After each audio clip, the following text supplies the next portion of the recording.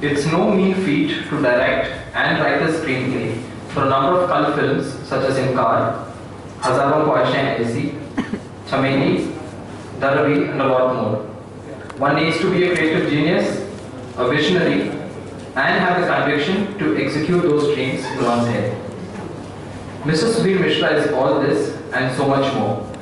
With a wide range of films under his belt, it is our pleasure to host him here at XLRI Jamshedpur. Ladies and gentlemen, welcome to an exciting and engaging experience of IdeaSummit at Ensemble.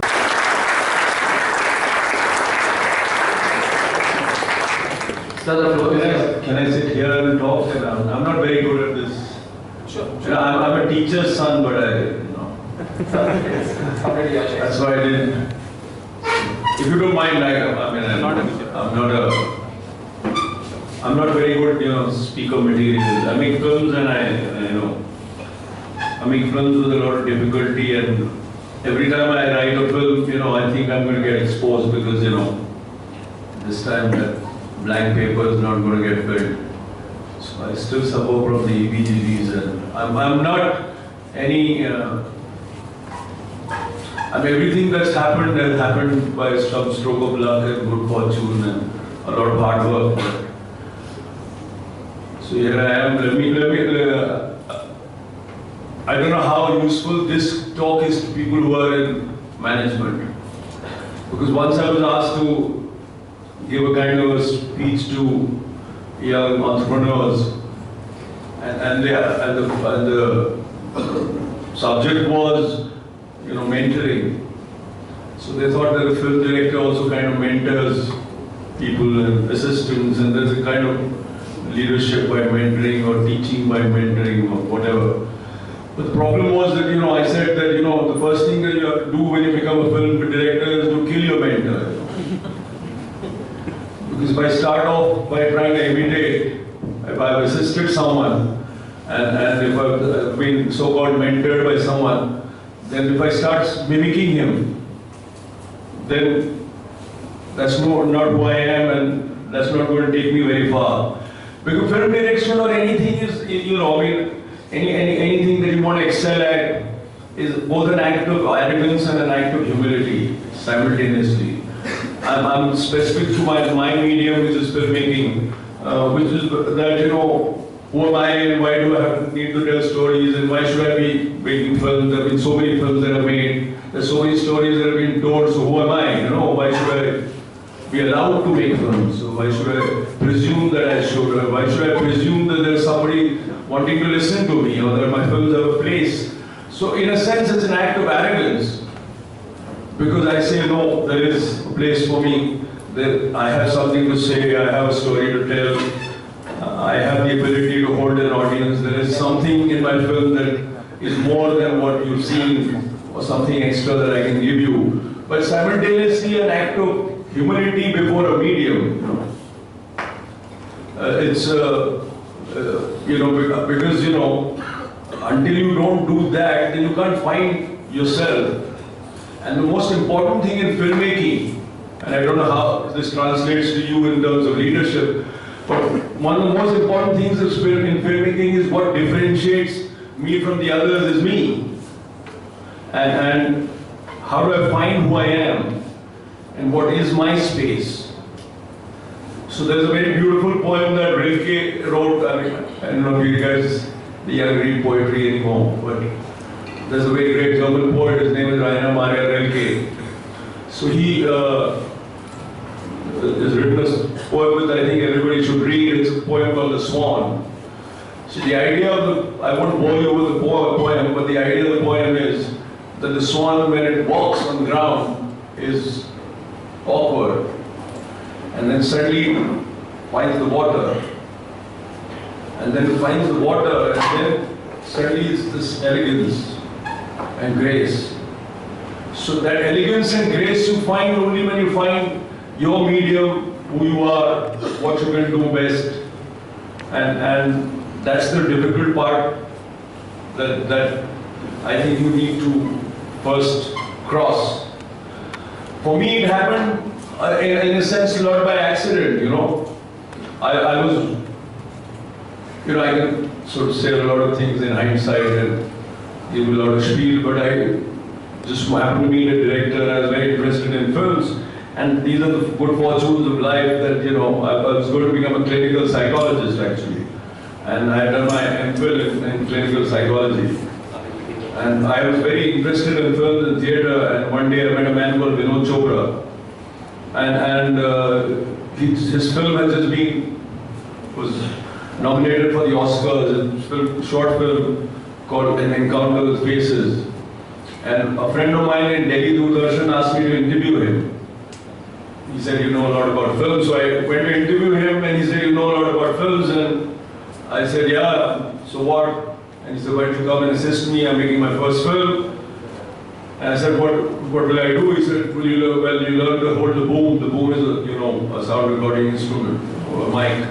And so I learned to hold the boom, and there I was, and I landed on the set, and I found my water. I was just a freak. And there it was that, I was sitting there, and I met a man called Kundan Shah who was also there. And he used to come to my house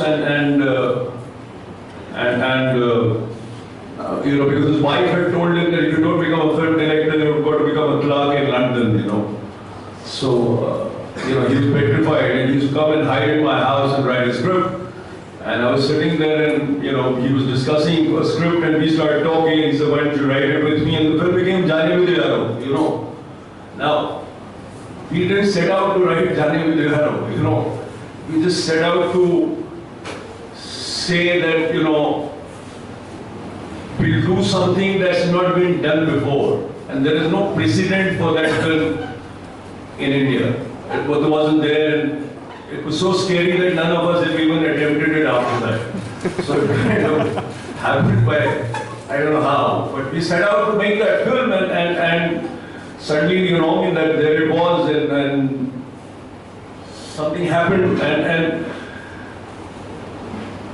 how did we, how did we sort of begin and end that way, and how did we manage to suddenly find our water is a bit of a mystery which I don't think you should try and analyze too much.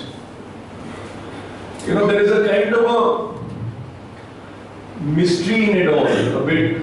I'm not wanting to make this pretentious, but do I write the film, or do I make the film, or does the story find me? It is a more humble act for me if I say that the story exists. It just writes itself through me. So then I don't become this cocky, I want to use the wrong word, but because we have teachers and students here, but I don't become anything, more than who I am, And then the next step becomes easier. And the next step becomes easier how, The next step becomes easier when there's a man called C.L.R. James. Do you guys know, you read about cricket? There's a great cricket commentator, he's a kind of theorist of cricket. So he said, what do they know of cricket know? What do they of cricket know who only cricket know? Right? So what do they of anything know who only that thing know, So what do they of cinema know who only cinema know? Right? Somebody asked Dilip Kumar once who becomes a great actor, so he says that person becomes a great actor who becomes a very interesting person, right? So when you become a very interesting person, when you search, when you search not for purpose all the time. There's a great emphasis placed these days on practicality and the functionality of things and its usage. But often when you wander, when you just search, then what you stumble across and you stumble upon is something sometimes far more interesting than what you can do with a plan. have had many experiences in my filmmaking career where the obvious is not always the correct thing to do, you know. I was making in 1999 a film called Calcutta Mail, which for good reasons most of you may have never heard about. It wasn't a very good film. But I was making this film, and I had Anil Kapoor, I had Rani Mukherjee, I had Manisha Koirala, and you know, apparently in 1999 this was a big star cast. I was making a big commercial film, and I was making it for all the wrong reasons. I was making it because my wife at that time was telling me, you're not doing anything, you're living off me, which was right, you know, and I should. Right, but you know, I was making it because I thought I should be more in the mainstream of the industry. I thought I should be more, you know, more of all the wrong things, which I was not. That was not me, you know. And I was making this film, and in the middle of it, everything seemed to be going wrong, you know. And I could find that, you know, I could see that. I could see that in the middle. And in the middle of the film, we had a gap. And in those days, films used to be made in 3 years, 2 years. The stars would work in 5 or 6 films. I mean, it's much better now. But you know, in that gap, I went and made a film called Hazaron ख्वाहिशें ऐसी. And I went and made that film without any. I did the reverse of everything. I just followed my instinct. I just cast who I have to cast. I just did what I had to do. And everybody told me you were mad. Everybody in the industry said you're nuts. I didn't even cast the obvious so-called art film actresses or actors. So instead of Nandita Das, I cast Chitrangada Singh, you know, who had never worked before. And so and so. Only because I tried my best not to cast K.K. Menon, but then I couldn't find somebody as good as him. I tried my best, you know. But I did that, and there was a surety in that. And then I realized in hindsight, when that film almost, it still stays here. Every time I make a bad film, everybody remembers Jane Mein Jaro, remembers Hazaron Khwahishein and gives me another film. You know? So, I mean, why did it happen? And when I try and kind of analyze it, then there is a great emphasis to be placed on doing the things the right way. That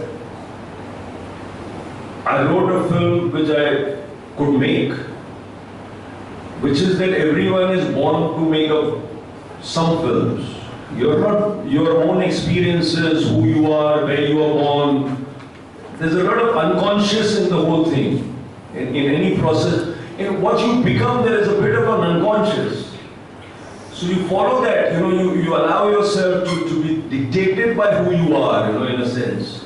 So when I allowed myself to write the story that I was born to make, and then from there on, you know, I realized the importance of casting.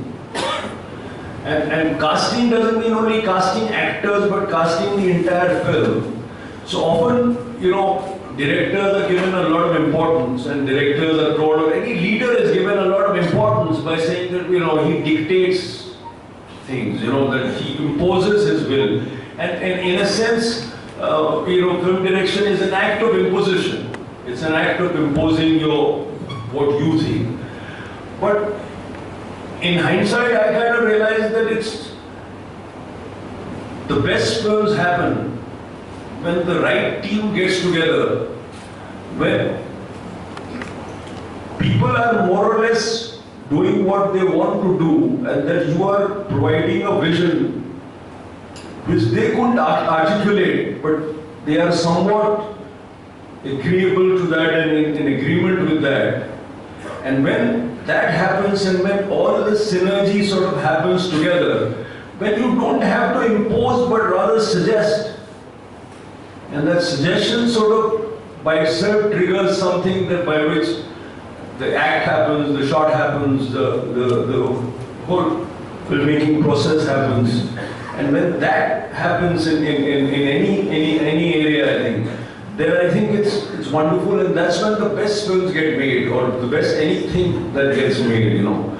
So I mean,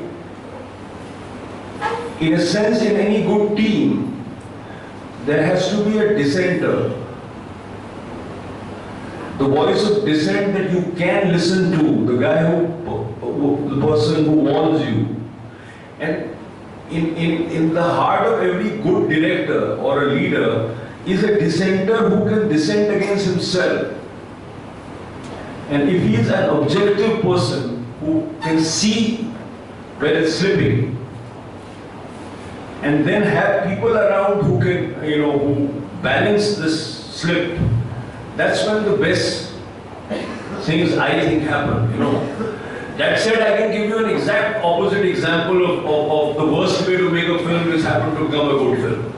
So, a lot of things happen. There's a great footballer, his name is Gary Lineker. I don't know if you guys heard of him. He scored the most number of goals in the World Cup when Maradona became very famous. Somebody asked him who scores the most number of goals. Is it the guy who's in the right place at the right time? He said, you have to be in the right place all the time. Then sometimes the ball comes to you. And it's true, you have to be in the right place. So in terms of filmmaking or in terms of anything, you have to be in riyaz all the time, or you have to be in practice all the time, or you have to be in thinking all the time. And if you think, then sometimes the opportunity comes, and the opportunity can come to you in the shape of a film. For example, I was given a film to make. I was making Hazaro Khwahishein for PNC and they were making a film called Chameli. And one day after the shooting, the director died. And here I was making this film, and I knew that they will ask me to do the film. Because I'm the model they have, And in 10 days, I said to them that you have to allow me to rewrite the whole script because I can't do what somebody else is trying to do. I can take an idea which I agree with and I can rework the whole film, and in 10 days we could rewrite the whole thing. It's the worst way to make a film. I wouldn't recommend it to anyone, We arrived blind on the set. My editor used to be with me, and at the end of the day, he used to say, "Sir, ये तो अच्छा हो गया." मैंने कहा, "कल क्या करना है?" बोला, "कल देखते हैं." It used to happen like that. But why could we do that? Because we were in practice. Because there was a whole set of people that moved with me from Hazaro who were in sync, and that they could do what they could do. So it's sometimes. There are no rules to what you do and what you can't do, but I cannot overemphasize in my work the value of preparation, because a lot of preparation, then at the act itself, the ability to leave that preparation behind and to then work on the moment is a balance which, if achieved, leads to, that if you are able to react to the moment, if you are at that moment, that environment, that set, that actor, that scene, those dialogues, those feelings, those emotions, that overall arc of the story talks to you, and you allow and you listen. But improvisation in any place can only work if it is backed by a lot of preparation. Then the improvisation has the probability of going right more, and you have the ability to know when it's going wrong, because you have explored many possibilities during the time of the preparation. So for me, that preparation is absolutely crucial. The second thing that for me is very crucial is, just as a director has the right, you should know what you can do and what you want to make. It's as important in any field, any area, anything, to know what not to do. So to not be that I will, despite the fact that I will get a terrace flat in Bandra, that many things will happen in my life, that I will not make this film. that the exclusion of things from your life, one of the great lessons of storytelling in anything is that one story will stop you from telling other stories. And that's the discipline of storytelling. So your life has to be that arc. Your life has to be, that one story that you want to tell, that you want it to be. And that involves the giving up of many things. And that ability of a director is foremost. A person doesn't become a director or a leader by merely telling people what to do. Kabir Das said, "Bada hua to kya hua, jaise ped khajur." Anybody can say that, so what khajur, so what if you are as big as this tree khajur, But you have to write the second line. Panthi ko chhaya nahi, phal lage adi dur. So that guy is a leader who can tell you why you should do what you do. Not just instruct, but convince, make you understand. Right? So that's the premise of storytelling also. That you said, that's the way of storytelling also, that you set a premise. And you say, this is the premise of my story.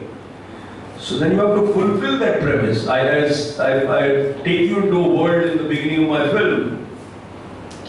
And then, from there on, I have to, in the climax, in the end, complete the story that I started. So if I told you that this so-and-so is a psychopath and dangerous for this world, then I have to tell you why, and then I have to complete it. I mean, any film, any story, so that quality of leadership and that functions, and that's when the team works, that's when everybody listens, that's when the cameraman brings something of his own to it, when they are not merely following instructions, but understanding and adding something of their own. And that can only happen if the leader, the director has the ability to take it further and to tell you why. To be able to, that person is a director who can tell an actor that you have something more than what you think you have.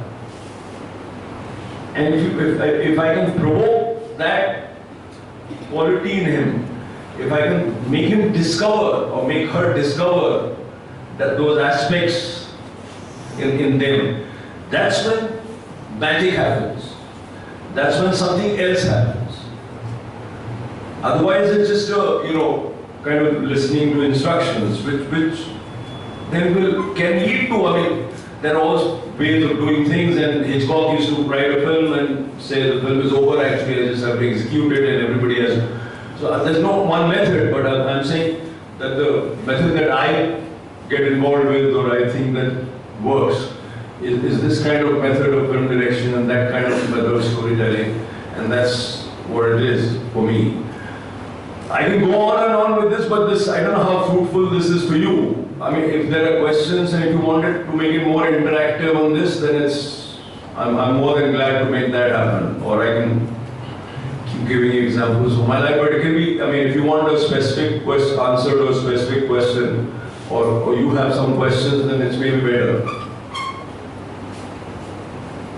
can have this now. Yeah, however you want to do it, but I think it's more functional if there's an interaction.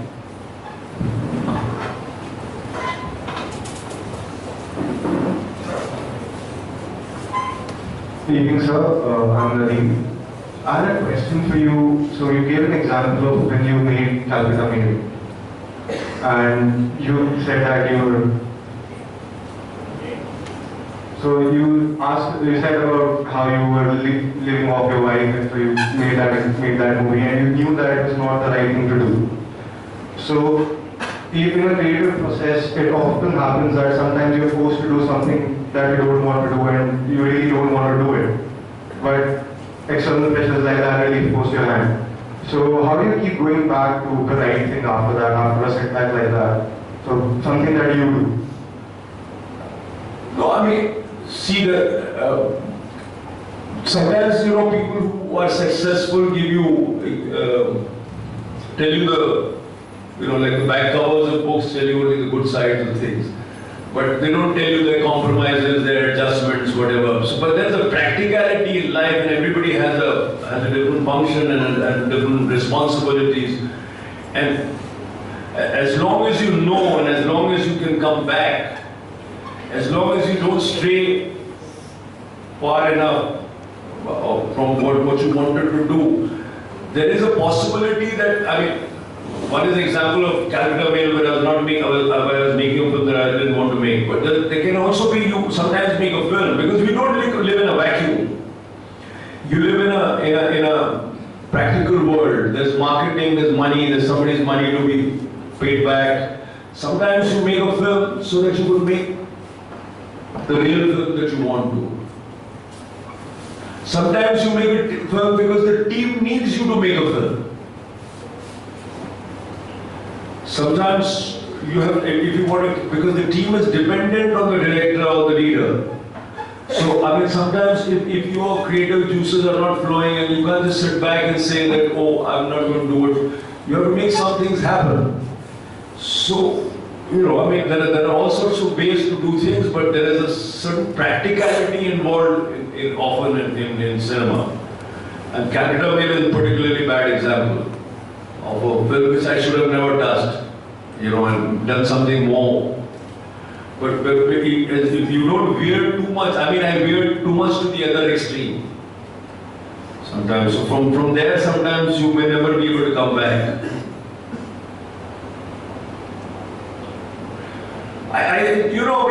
I think it's very interesting if you, the other example I gave that when you come, those that come back are those that know.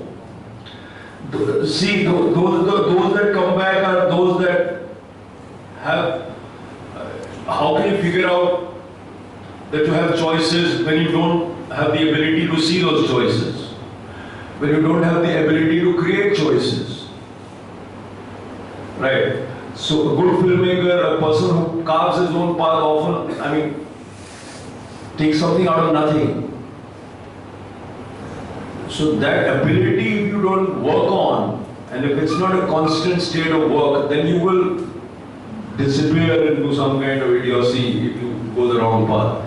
But if you have a sense of what to do, and if you're always in practice, and if you've thought, then you can create an opportunity yourself. That's the difference.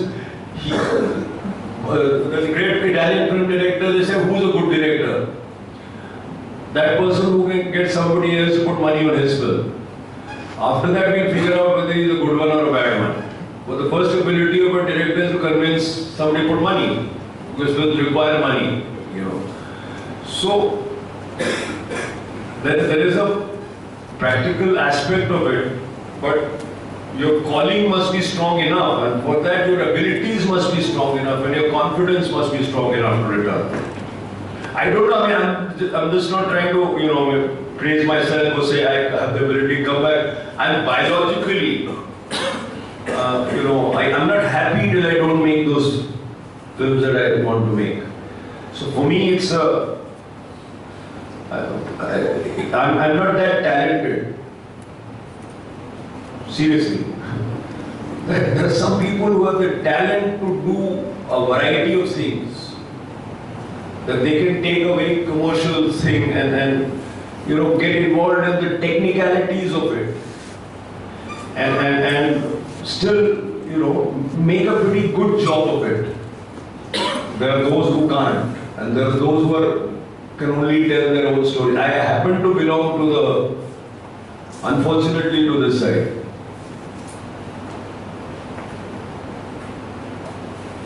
If there are further questions, please raise your hand.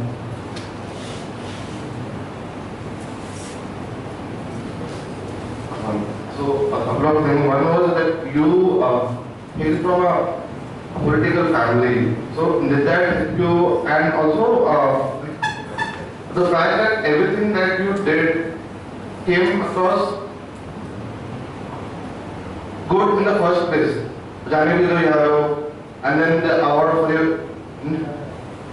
ये मंजिल वो तो नहीं, and so it just fell in place. So did that help you, or do you think I was so good and then I should keep trying what I'm doing, and then you did that? So did that happen that way, or just happened and you liked it and you kept doing it? No, it just happened to me. I didn't plan anything, and I still don't plan much.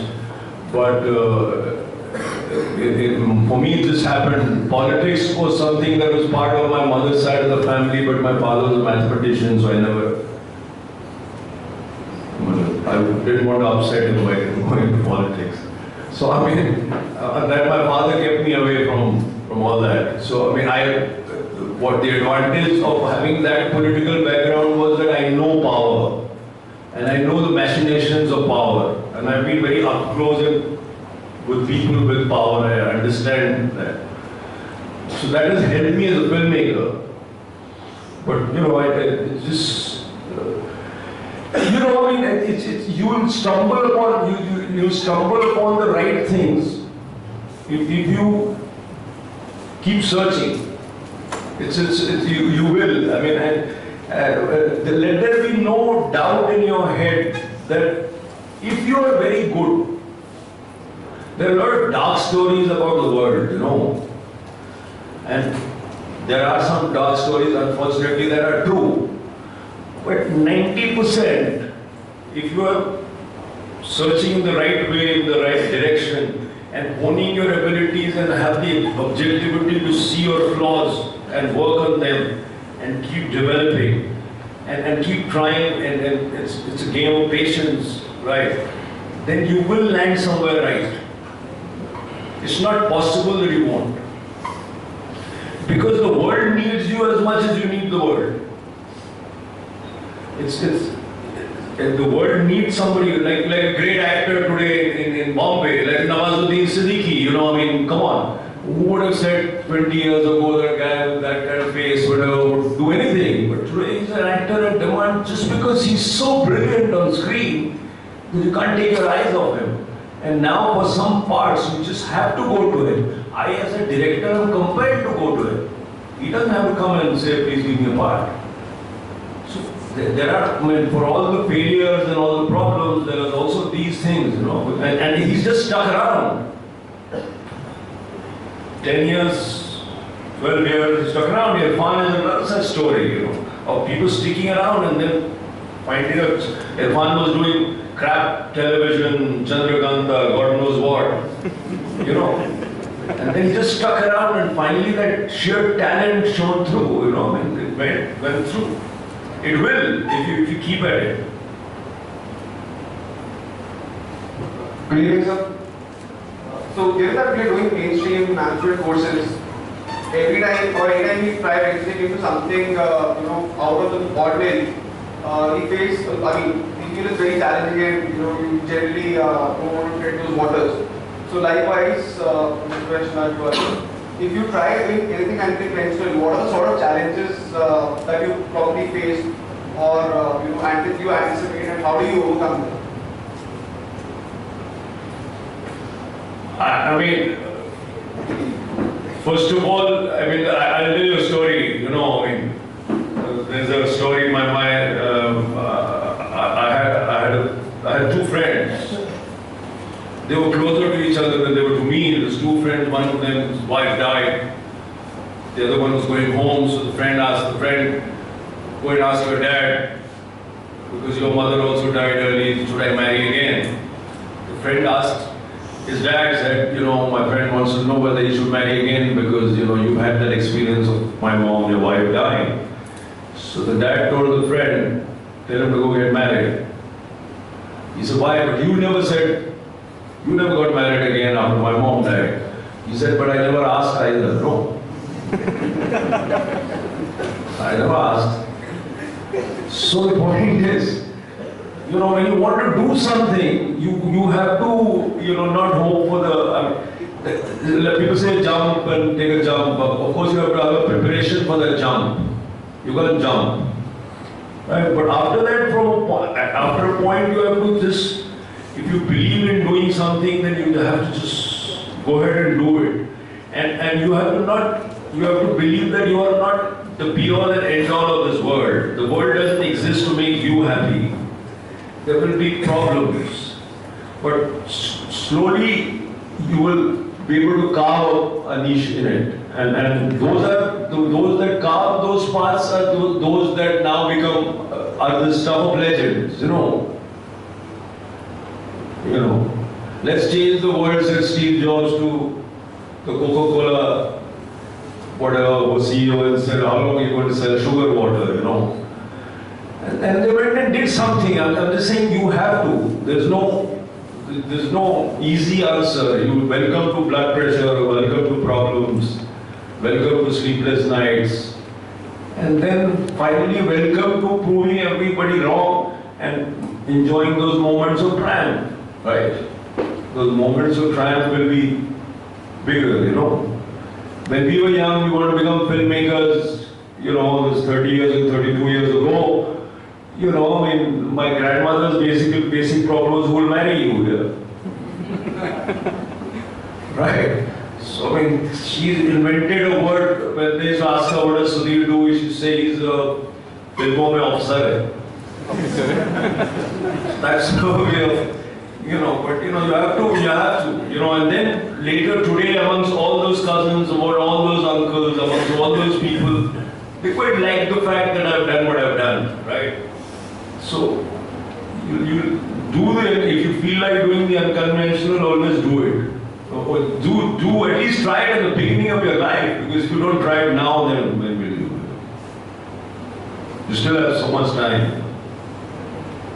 Sir, I'm Manish, and I have a very much doubt about process of filmmaking. Actually, sometimes directors make such a pathetic film that they can't watch it after making it. And I concluded that this may be due to the fact that they shoot it as a different unit. Sometimes you shoot the climax first or some song first, and there is no coherence or flow in the process. So finally, when you collect that, then you find that this is what you have done. So how true is it?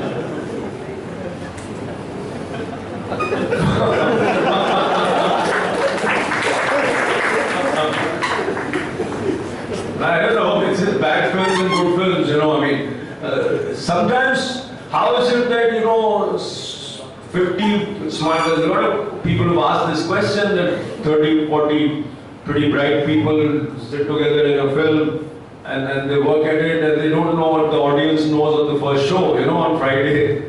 All the flaws are exposed and they don't seem to know, but sometimes you will go wrong, you know. And it's also because of a lack of preparation. Also, it is sometimes because you become whimsical, that you lose that dissenter inside you. That, I mean, all organizations fail like that, huh? And you know, sometimes a director may suddenly, because we are written about in such laudatory terms, that we get the credit of the work of the cameraman, of the you know, there's so many people who get together to make a film, and sometimes I might start believing that I did it all. And suddenly I'm so involved in my own whimsicality. Because, see, that's the logic of it, because this logic of that film, it's not you. And if you stop listening to the medium, if you stop listening, if you stop, that's why I'm saying, do I write the story or does the story write me? If I stop listening, if I stop, and if I think I'm bigger than the medium, then unfortunately it happens to everybody. And there is a time when you run out also. You are meant to do, there is a time to retire. There's a time for Sachin to retire, for Sunny Gavaskar to retire, there's a time for a filmmaker to retire. Unfortunately, sometimes filmmakers don't retire. They should.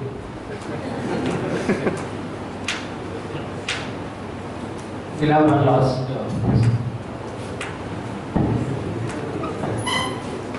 Sorry, in storytelling, they say there are only few stories to say.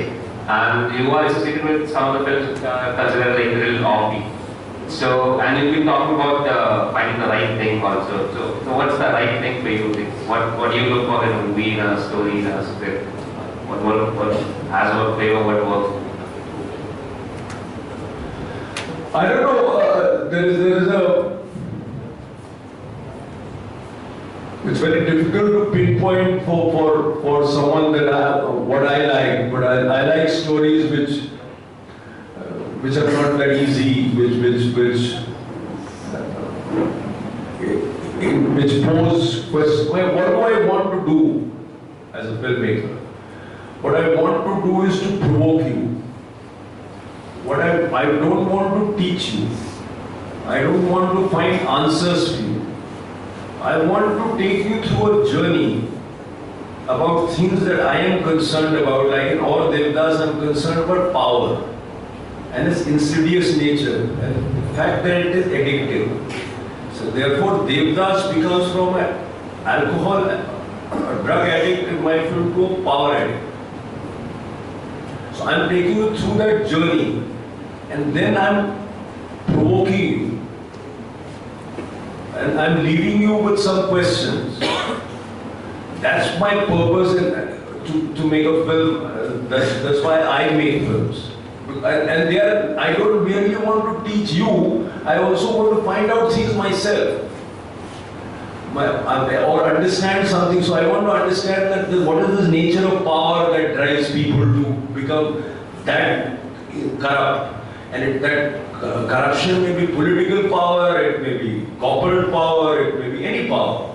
It may be in an organization, it may be the power, this insidious thing that creeps in the head of a film director, you know.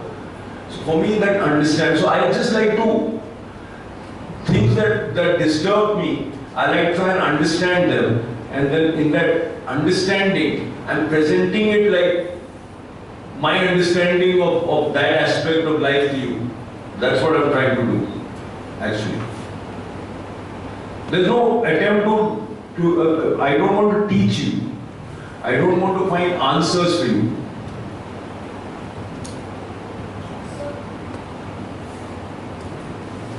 So you're one of the pioneers of the alternative independent cinema movement in India in the 1980s. And one of the very few directors who still managed from that era to remain contemporary. So what does it take to initiate that sort of work of art and not change or be influenced by people over such a long period of time and to keep confidence in you that what you're doing is right? I mean, I don't know. Answer to it is very simple. You know, you have to have the right father or mother. They never thought I was the cat's whiskers, you know. So, my father is a mathematician, he does topology, so I've never thought I was bigger than him. So, I mean, if you are humble enough like that, if you are humble, you know, before the medium, and before other people, and if you find things and are interested, and when you're curious and interested, you also encounter people much greater than you. So then you remain, and there are a lot of things to be. One lifetime is not enough to find out all the things that I need to find out, or to become as great a filmmaker as I want to become. So if that curiosity exists in me, then I'll stay who I am, because I don't think I'm anyone. I don't think I'm a great filmmaker. I don't think I'm any great individual. Who am I? You know, in front of I found a cure for cancer. What? So if I stop strutting around and if I be humble and just do my job, and it's my compulsion to tell you stories, and I just tell you stories, you know, and I hope it helps you. So it pleases me a great deal when, I mean, I can go anywhere, you know, anywhere in this country, you know, within a certain set of people of a certain education, I will still encounter 10, 20, 30 people who say how much they love Hazaro. And that's why I make films. Because I touch that person. I make some difference to her life. And that's all I am. There's nothing more. Good evening, sir. I Sir, my question is actually related to us women folk. We are all in management school today, and that in itself is an an out of the box path to follow for Indians especially. And you don't see many women in the workplace, especially at high leadership positions. And then there was the subject of the movie. How does it all? How do you think about it? I mean, I want to get you to talk about that. That's great. No, I mean, there are a lot of aspects to that. See, some people got offended, some women, some of my feminist friends also got offended with Inkar. So, I was again making a film about the nature of power. So, I was making a film when men today encounter women in the workplace. They have these familiar responses which they have been ingrained in them, and it's difficult for them to give up that response. So, in a sense, men have to get used to dealing with now what is going to be a fact of life of women in the workplace, and the genie is out of the bottle, as it should be, right? Simultaneously, women, when they will go into the workplace, will encounter all the other problems that men face of competitiveness, of hierarchy, of ambition, and they will have to deal with that as well. So that process is complicated, right? The idea that women should say, I mean, at the heart of Inca is also the idea that when a woman says no, it means no, and the woman can say no at any stage, and you have to accept. So you can't say, oh, she led me on. Right? Oh, I've been there before, I was involved with her, so now I can go back. Well, you were, now you're not. She said, no, it's no. So that response, men are not used to anymore. So, I mean, that sexual politics will occur for some time, They say women don't make good leaders, they're too emotional.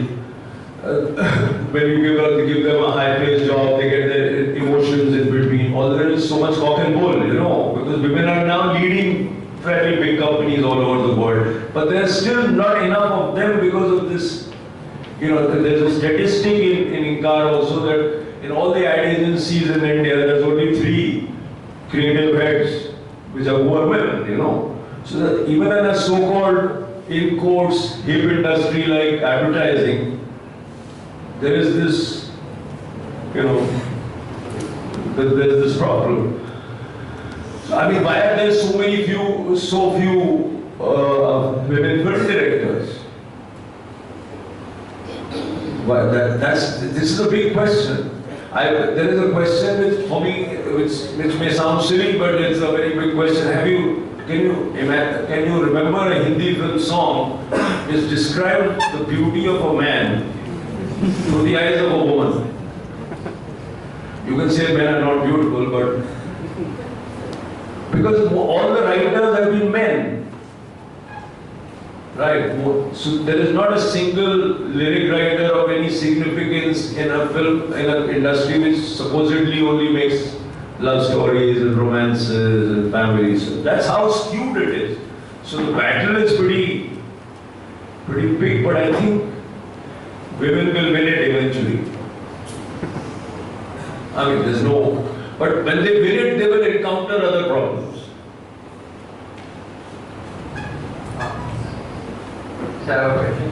Sir, what according to you is the trend in the industry? I mean, what is a good movie in Indian industry? Whether it is the one that breaks in the moolah or whether it is the one that has a exceptional storytelling. Because you don't find good story movies doing well. I think, see, there are all sorts of films doing well today,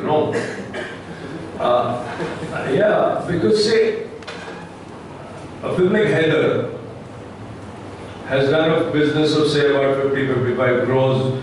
Now, today the marketing costs of films are very high, Today the marketing costs of anything are very high. So you make a product and then half the money goes into the marketing, the moolah, the models, all those things the consumer pays for, I mean, so the cost of things are becoming very high. But otherwise I think a film like Haider does well, something like Wasipur Part 1 does well, something like Queen does well, right? Something like Happy New Year also does well. Something like, I mean, so many films do well, I mean, but that's okay, because at the end of it, the only problem that I find in the film industry, and if any of you go into the managements and those corporates where those such decisions are made, is that the big studios grab too much of the space. So I thought free market was supposed to remain free market, I thought free market was supposed to mean that the small can also survive, But the problem becomes that, say when a film like Happy New Year or any film comes, the big film comes, then they take say 5,000 screens. And there's no screen left for a smaller film. So if a smaller film sort of builds by word of mouth. So now it has become a 3-day game, like a weekend game, What you can do in those 3 days, you release in 2,000 theatres, come with that kind of marketing blitz. But not all small films can afford that marketing blitz, So somewhere in the trade practice, I see a flaw. I don't see a problem at all that all sorts of films should be made. Because the consumer is entitled to see what he wants, and the consumer should have a fair choice. So you can see Haider, somebody can see Happy New Year, and I mean, for example, the films of Raju Hirani do both. For me, they make a lot of money, and I love to see them, and they tell you a story, they take you down a journey, they talk about things that concern you and me. So it's not true to say that, I mean, something like Bhag Milkha makes money, something like Queen makes money. So I mean, as long as all sorts of things remain and the choice remains with the consumer, the problem with free market is that it's only big market, so only the big survive, and only the big push the small out. So where there is reservation, for example in Maharashtra, where you will have to release some amount of Marathi films. The Marathi films have slowly started doing well. And some Marathi films are brilliant, which I think everybody should see, not really Marathis, right? But they are not released because they don't have that kind of P&A, that kind of print and advertising kind of money. They don't have that marketing cloud. So I mean, I mean that's the problem. So I think the viewer in say Coimbatore, who might want to see a good Marathi film, is robbed of seeing that good Marathi film. I think that is the flaw in the system. Otherwise, I think it's good. I mean, who's to say? Of course, Happy New Year is more popular than my film. Of course it is. Of course, more of the audience wants to see the Three Khans, Hrithik Roshan film, Bang Bang, whatever. And if they do, what can we do? If that is what they do, well, that's what they like, then so be it. Except that the theatres should allow the minority films to also survive and stay on. And that audience to be able to see them, and that will extend the taste of the audience. And I think it's wrong even in business terms. Because there is, in business terms, Hindi films now appeal to a very large Hindi, meaning some Tamil and Telugu films. And by the way, the Tamil Telugu market is bigger than the Hindi film market, right? So, but if you were to extend the business of Hindi films or Indian films beyond what I call the homesickness market in abroad, with samosa evenings of NRIs, and where you see that. if you want to extend it beyond to a normal mainstream American audience or English audience, or Arab audience, or Iranian, then you have to make some other kinds of films also. And that would be the richness of this tapestry of Indian cinema, which I think gets a little harmed. Otherwise, it's great, you know. Also entertaining films should also be made, you know. I used to love Manmohan this side, you know. And I think Raju's films are fantastic.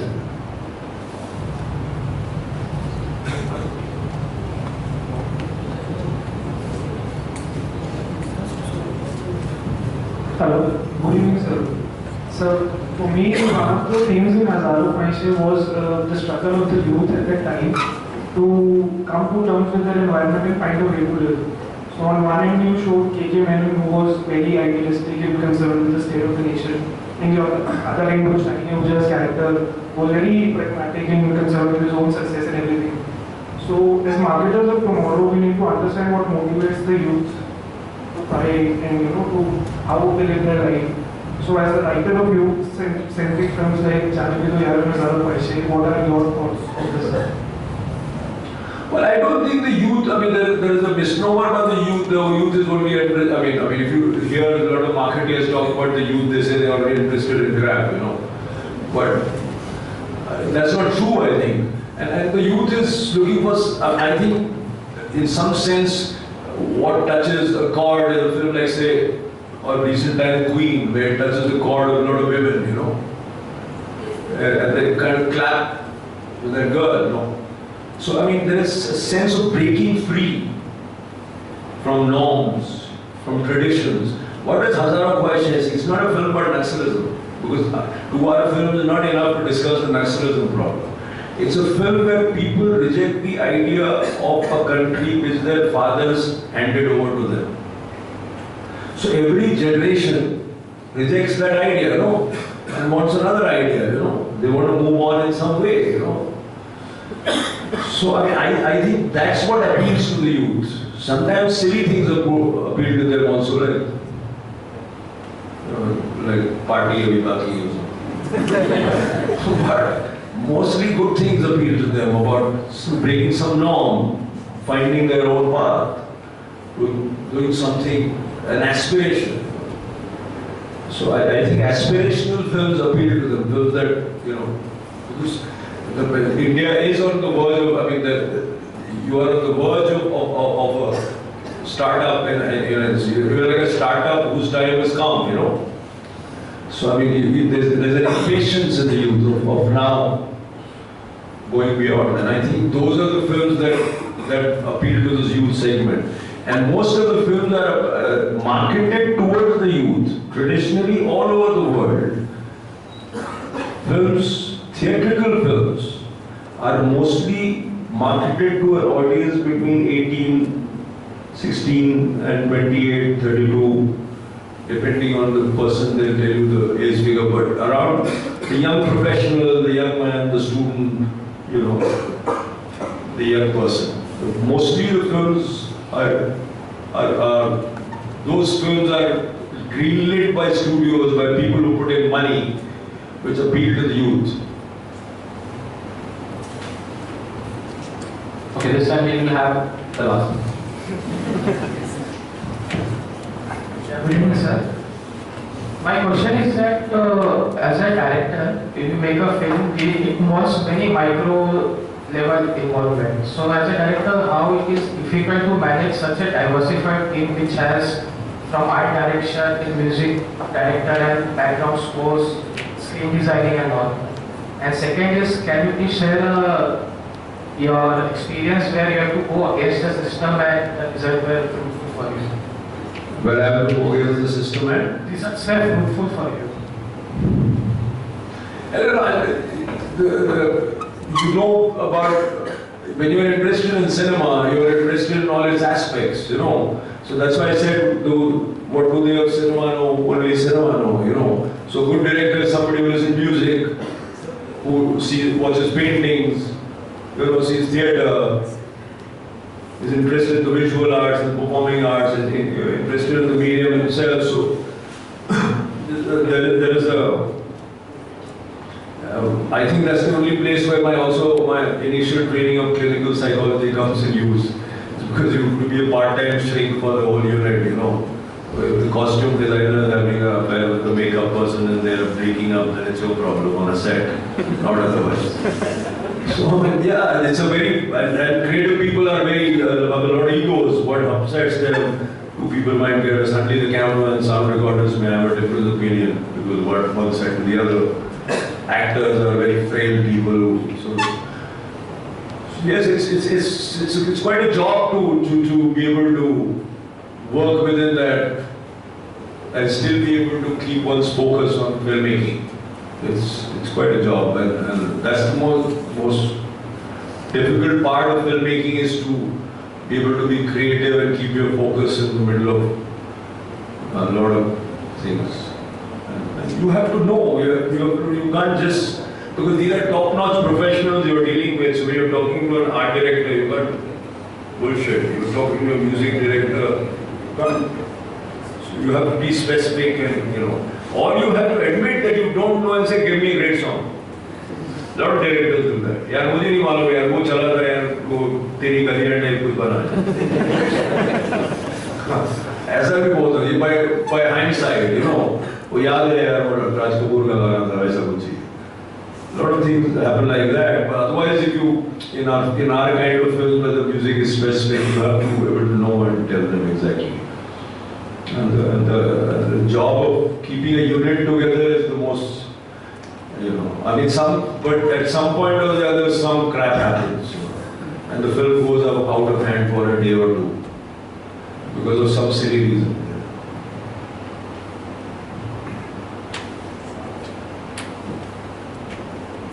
If we are done, we'll call this a wrap.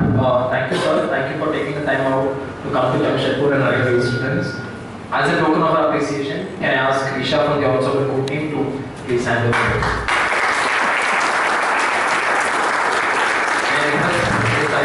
to please hand over a moment to our guest of honor.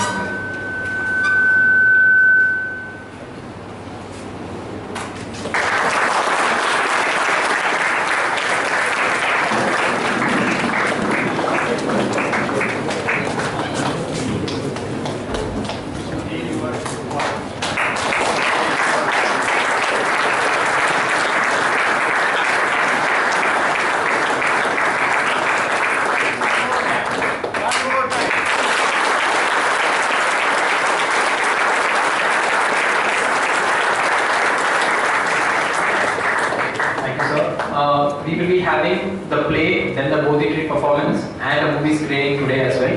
So we request you guys to please move to the door monitor for that. We will also be having a movie screening for Jani Dino Yano tonight that will be at the jail. Yeah, thanks.